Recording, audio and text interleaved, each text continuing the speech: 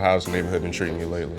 Awesome. You can't beat, walking down my street through a big canopy of oak trees to the park. Yeah, good old Southern Marshall. Yeah, it's beautiful. You can't beat it. You just can't beat it. Just a good old leisurely stroll and taking it all in, the sights and the smells and what's going on around here. Hanging out at Crispy's or even going down what I call the brewery trail, hanging out at Strings, having a burger, watching the Jazz game, or going to Hyperion. Nice, cool little Friday night, vinyl night might be going on, have a cube, and even going to Main and Six and just enjoying beers and asking them a little bit about the brewery process and whatnot. And you can't beat a good old beer crawl, down on this side of the main street at all. Yeah, you can make it an event. Go home and take a nap. Oh, yeah.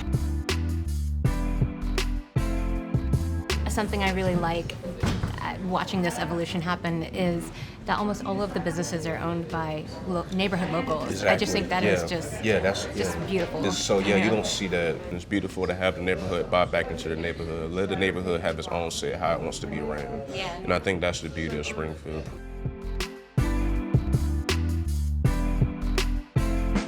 Majority of my photography work comes out of Springfield. Growing up in this area and it being such a blue-collar mentality and environment, it was so many things that were so unique here that I didn't see on any other sides of town. These basic elements and moments of life that you couldn't find anywhere, like people laughing out at a laundromat, even people barbecuing outside of a laundromat. So it's taking those type of moments and just kind of cherishing them because they're so unique, and it all goes back to this family ordeal and how these different moments of family, both actual blood family and a spiritual family, all connect within, and I try to capture that into my work as much as I can and try to get those points across about how much family is so important to this neighborhood. When we walk down to Clouseau Park, my little family with my son, oftentimes we'll walk by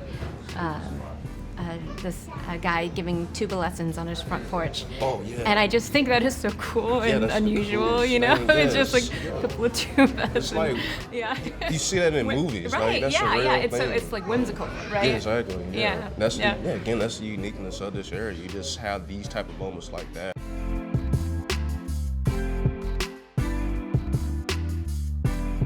What's your favorite time of year around Springfield? There's like during Porch Fest.